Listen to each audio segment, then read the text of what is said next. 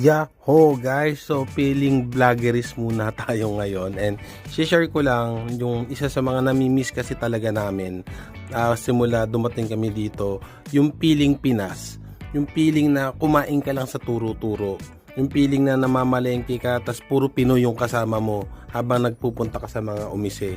At yun yung nakuha namin feeling dito.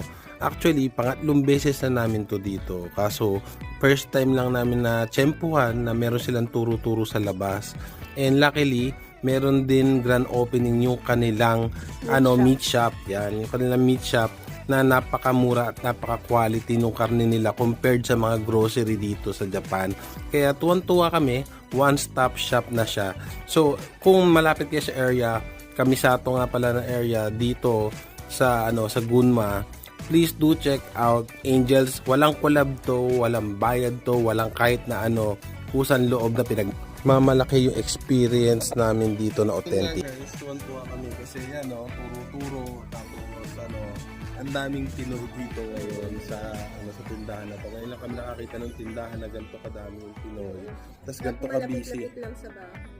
Kasi alam mo yun, yung nagkakagulo, iba yung yung parang medyo konti, medyo na babalik yung ito mo, tenga, sarap, diba?